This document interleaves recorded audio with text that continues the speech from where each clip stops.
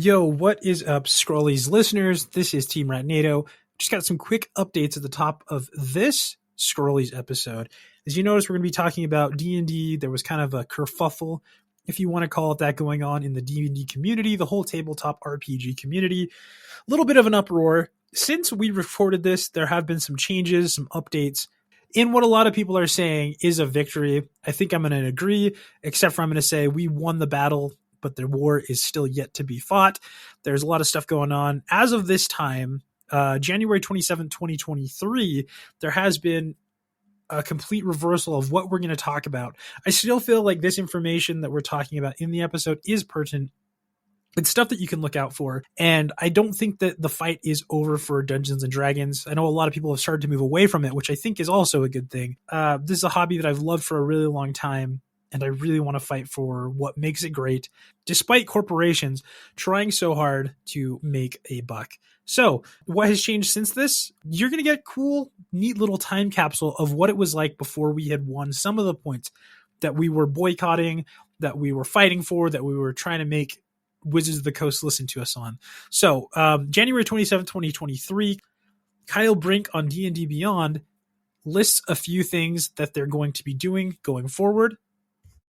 Number one, this is titled OGL 1.0 and Creative Commons. So they took a survey, but it seems to have worked. I think hitting them in the money where they really are concerned about, that was key to this. OGL 1.0, otherwise license, which everyone has used to make D&D as big as it is untouched for now. This doesn't mean that it's always going to stay that way. They're still probably going to try to do something in the future, but for the moment they have conceded this. And also SRD 5.1, which is just kind of like the main basic rules of D&D 5e, have been released to the Creative Commons license. That's something that Wizards of the Coast no longer owns. Anyone can use that as long as they're citing them. So huge win. That's incredible. And finally, you have the choice on what to do. It seems that D&D has kind of washed their hands of Dungeons & Dragons 5.0 or 5th edition, as people call it, and they are now just gearing up. They've kind of conceded that they've lost this point, that nobody in the community wanted what they were trying to do, and we made our voice heard by hitting them where it hurts, telling people, moving towards other things like we're going to talk about with Paizo, and kind of just scaring them. They're going to lose their market share of what they had. So great job, everybody. And as we go into this, again, time capsule, you're going to see what it was like before we had this. I don't think the fight is over. Anyways, rat out.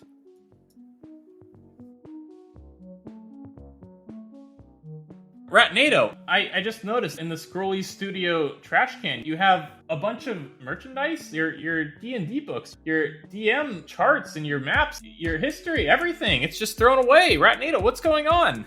I'm throwing it out. It's unneeded. Wizards of the Coast, more like Wizards of the Toast, because they're toast. What's up? It's me, Team Sqadnado. On the warpath today, we're coming for Dungeons and Dragons. I'm here with Icy James. Wait, hold on. Yeah, I got a cease and desist. Icy James is no longer my property. Hasbro owns Icy James. What does this mean? Hi, it's formerly Icy James, currently Squat Cobbler, but even that may be taken from me soon enough. I guess we're here today to talk about something tragic, something undeniably horrible that has occurred in the world of tabletop gaming. Truly, I know I'm laughing. I know I'm trying to be civil, but yeah, this is something that has upset me, and it's something I want to get out there 3 weeks after the controversy started. By the time this actually comes out, I think I also just want anyone who listens to Scrollies to kind of understand where Sqadnado is in regards to D&D and why I might not be doing some of it in the future. Before I tell Squat Cobbler all of everything that's making me angry, how you doing, Squat Cobbler? I'm doing. I got the consoles set up behind me, and they play in front of me. It's really something neat. But I'm doing great. I got my Brawler 64 handy, and I'm gonna be loading up some GoldenEye and playing not on the left side of the controller because it's only got 2 prongs. There you go. So I'll be playing it normal, I guess. Oh man, I've heard that you have a closet now full of bananas. You've got like a new stash. Oh well, yes. The banana closet. It's actually several. It's like a banana like walk-in sweet. Right. So I sleep in the closet. The bananas are in the bedroom. The bedroom, yeah. It's more accurate that way. But I guess, the closet, it's easier terminology to explain. Right, and it gives it its proper importance, its due importance. Precisely. Well, Squat Cobbler in a new location. Things are hopefully going good there. GoldenEye and bananas, what more do you need than that? Grant Kirkhope plays nonstop. Is that what you've been playing? Is that what you've been doing, or have you been playing anything else, Squat Cobbler?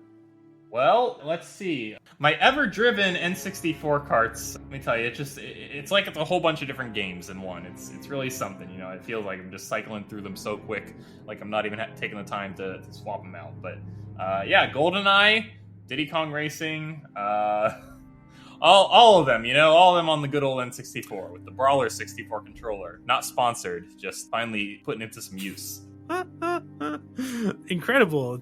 That's really, this is kind of your dream, right? If you had told young Squat that one day he would have a standard N64 controller, despite the fact that the N64 controller of its time was fine, people just were using it wrong, coupled with the ability to consistently play games the first try without having to blow in a cartridge through modern science, he would have quite frankly said, "Oh, that's pretty cool. I can't wait."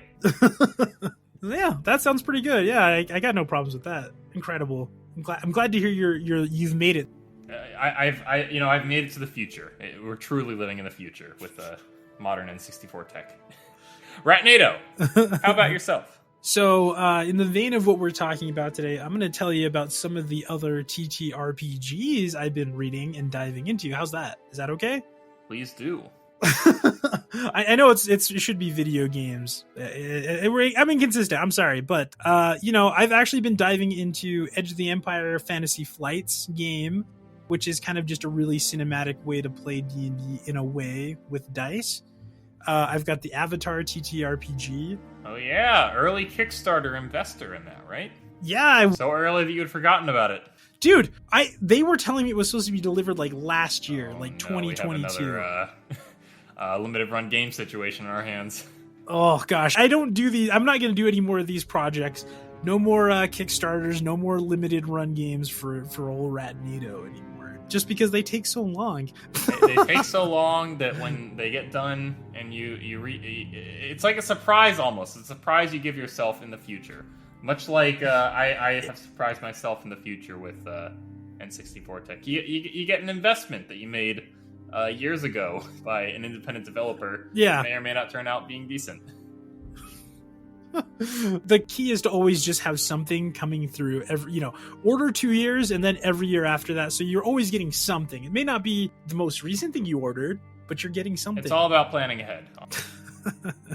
So yeah, the Avatar one, and then also Pathfinder, Starfinder, and even this weird little system called Lamentations of the Flame Princess, which is said to be weird heavy metal fantasy. Oh, that's my favorite. So yeah, it's been pretty good. I'm excited. I was gonna do some D&D stuff. I don't know if we're gonna do that. I mean, maybe I know that you and I and like Mooncat and Dee Dee were talking about doing just a little one shot for 2 hours. Maybe we'll still do that. But outside of that, no way, Wizards of the Coast. I see James may just very well see the light of day only once, and then he'll be forever retired. But Ratnado, I guess we'll just jump right into it. Why is this the case? What has happened in the world of D&D that has made this such a dreary future for us here? Companies be companying. No. Corporate greed be greedin'. Yeah, exactly. They looked at all the profits and they said, "It's greedin' time." It's greedin' time. I will start this off to say, basically, the overall gist of what happened. Hasbro, which owns Wizards of the Coast now.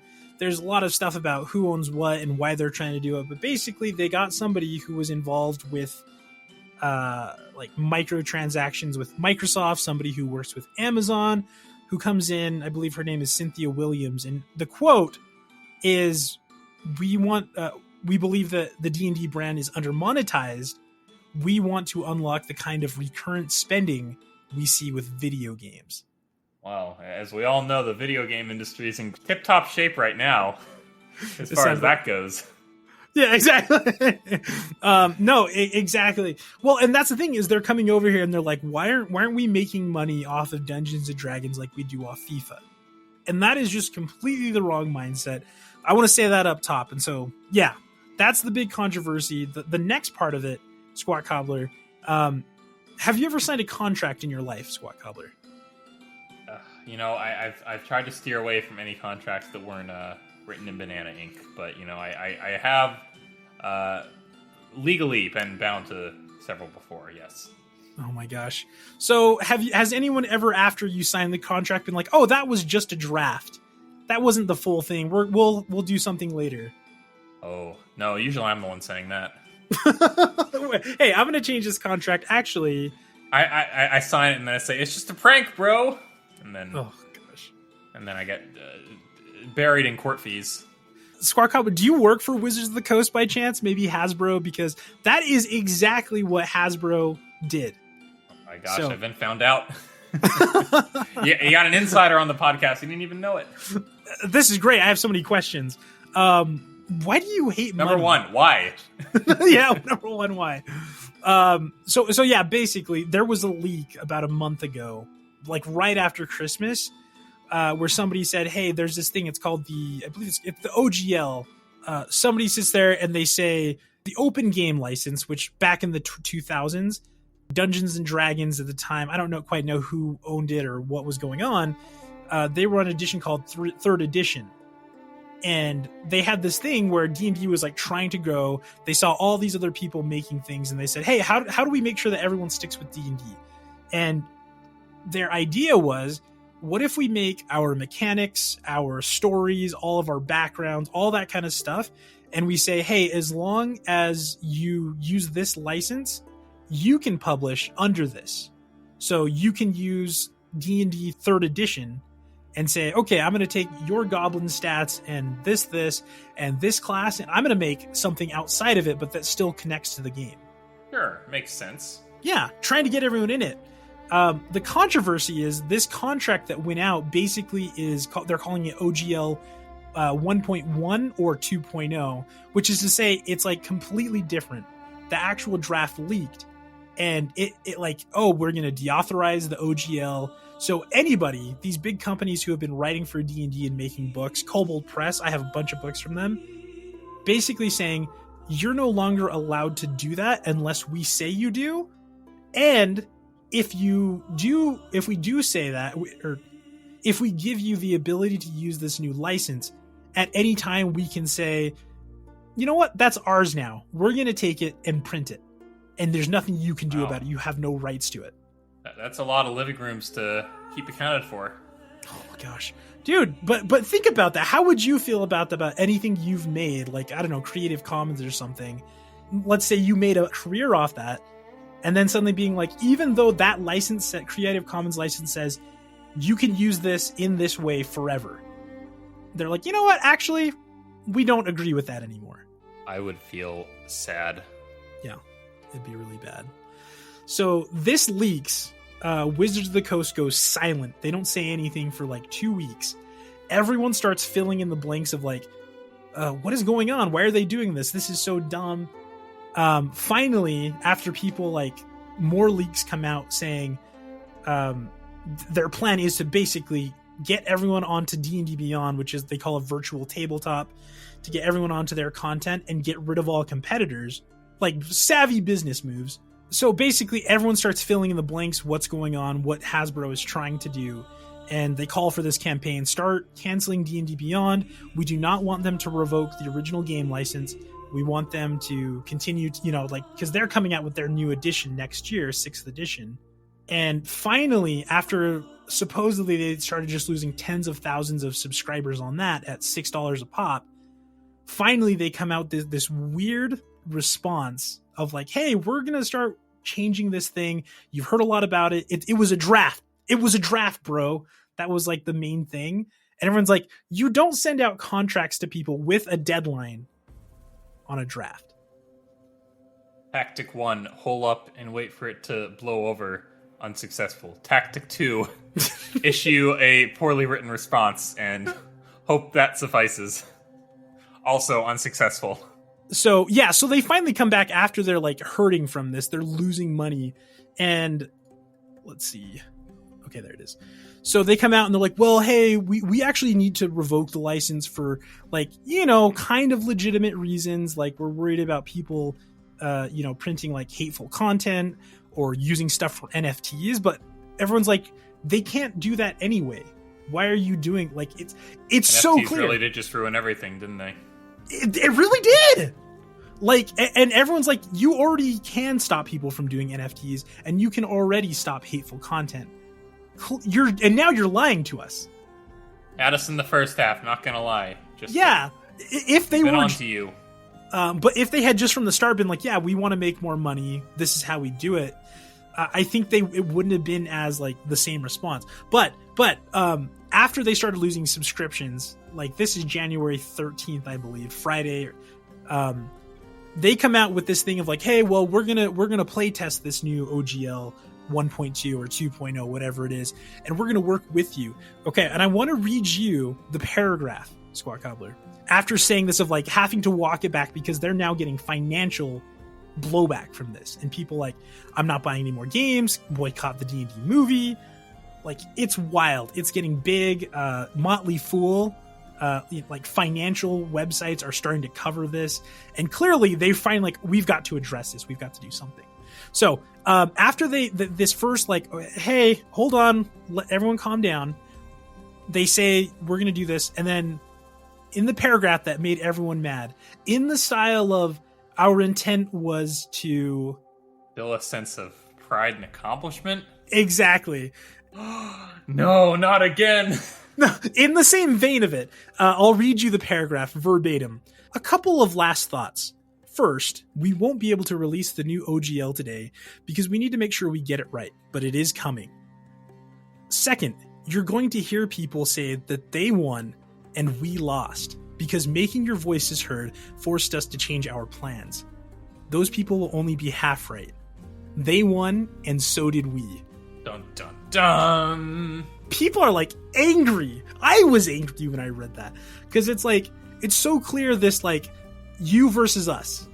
Yes. Just, I don't understand. It makes no sense.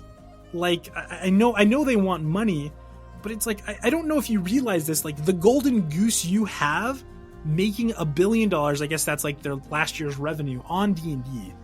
You made $1 billion in 1 year off of Dungeons and Dragons, which you can play with a library card and a dollar store pair of dice. Truly the most accessible game until now.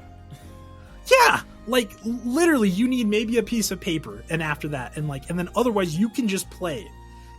It's crazy to me. Like, I mean, I get that's like their job. Yeah, you had a good thing going and you just want a little more. Just a little more money. Oh god. Yeah, basically. Well, Ratnado, I have to ask, where does the D&D community go from here? What options do they have aside from completely abandoning this game they've invested decades in? Oh my goodness. So, yeah, that's a really good question. Clearly, there's been like 2 more things that they've come out, and they're just doubling down. I don't think anyone's going to change their mind. So, where do you go from here? It's interesting because in lieu of this, Paizo, who, if you're into D&D even a little bit, a lot of people might have heard of Pathfinder. I don't know if you've ever heard that, Squat. I have heard of Pathfinder. So Pathfinder, it's interesting because history is repeating. 3rd edition of D&D, which was like, 2003, 2002-ish to about 2008. This exact same thing happened before with Wizards of the Coast, and Pathfinder became a thing because for 4th edition of D&D, they were like, okay, we're going to use a different license. You can keep doing stuff for the OGL, but we're going to do this new thing. And D&D 4th edition died because no one supported it because there wasn't content. Because you couldn't make money on it. D&D was just the exact same thing. So anyways, Pathfinder becomes a thing because they didn't learn the first time. It's true, and it's crazy because then Paizo, the owner of Pathfinder, they come out again and being like, "Oh, you're going to do that? Well, every other TTRPG in the space, Paizo is going to create a new license that has specific terminology called like irrevocable, in perpetuity, forever, cannot be revoked, cannot be undone. Writing that license and then giving it to a nonprofit." So it can never, this can't happen with D&D again. And every single, like, there's literally like thousands of other companies that are now backing Paizo. And Paizo became a thing because D&D tried to do this before. Man, well, hey, I guess the same battles are fought throughout history again and again, only under different banners and names. Ratnado, I'm shocked. I'm shocked that, well, I'm not shocked to the passion. I'm shocked at just the defeat I hear in your voice. It sounds like you're just ready to give up on this pastime that you've enjoyed for so long just because of these right holders. And I'm sad to hear that, but also I don't know what else to say. Where do we go from here other than just yeah? Well, I guess that's that. It was a good run. Yeah, I mean, I have like 30 or 40 pages of stuff I've written that I was planning to use either for like an actual play or something to print at some point. And now it's time to translate that to something else. And also too, like, I don't know, part of it for me, my resolution at this point is just like, I said I wouldn't buy any more Wizards of the Coast products, like, you know, on Twitter, Reddit, all these places, unless they fix this, they reinstate and make it so the OGL won't go away. To not destroy the community that Wizards didn't build it, people built it. And so, you know, if you want to play 5e, that's great. I have no problem with that. I will probably still play it. I like D&D 5e. But as I said before, I'm jumping into a bunch of other systems. I want to try other stuff because, you know, Dungeons and Dragons, Wizards of the Coast, Hasbro doesn't really own the concept of playing make-believe. As much as they'd probably like to try. they are trying. So anyone out there, that's I guess my plea. I'm not going to try and say to anyone else, you should boycott as well. You should make your voice known. But it would be helpful. I will say that, and then follow your own conscience. If you feel like you love D&D so much, keep supporting it. That's great. In my heart, I feel to fight for it is to do the only thing that Hasbro seems to listen to, and that's by hitting their pocketbook. And well, folks, you heard it here, spoken from the heart. I'm sad. It's a sad day here at the Scrollies studio.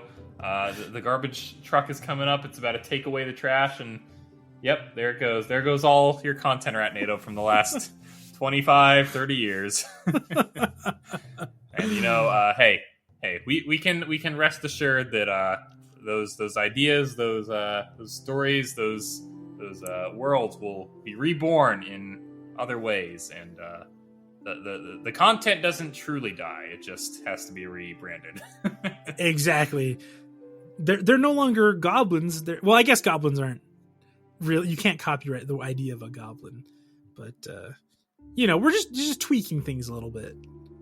Yeah, I say we start our own role-playing game, Ratnado, called Crypts and Gargoyles. Scrolls and Studios, and it's where you're in a podcast studio. It's a role-playing game. You role-play as a podcast. Anyway, thanks for letting me do this, Squat. I know you're not as invested in this as much as I am, but I think it's the diatribe that I just gave to you and put in your ears, listener, is something that's been bottled up in me. And, you know, it really does suck because I've made so many friendships, done so much. FanX, the thing I do every year, that's in disarray now. We don't know exactly what we're going to do because, you know, we have 50 people that have spent years learning this game. Are we going to now be like, hey, would you learn something else in 9 months? Since the earliest days of knowing Ratnado, he has had sessions streamed. He has gone to conventions. He's had merchandise with the D&D branding on it. I know these words he speaks are true because of how how deep the history goes. Even before I knew him, it was a well enjoyed pastime. And hey, all good things must come to an end. I guess I don't know what else to say. It's tragic though, truly. I will do the D&D character makes of Mick Butcher and Reliant K-Fan, which they have purchased. So I will still do that. And hey, Chunky Cat. All past redemptions will still be fulfilled, but no more.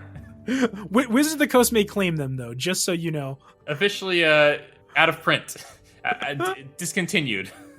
But the thing I'm scared about is what if Mick Butcher, like, one day down the road, they're like, ooh, actually, you have to change your name. He's like, what? Yeah, that's actually property of Wizards of the Coast. And Mick Butcher's like, no, they took my name. Mick Butcher has to find a new profession. Anyway, yeah, it sucks, man. Keep fighting. The only thing I can really do is to just, like, I canceled a book that I was going to get that comes out, I think, in February or March. And I'm kind of done buying it. Like I said, I'll still play it.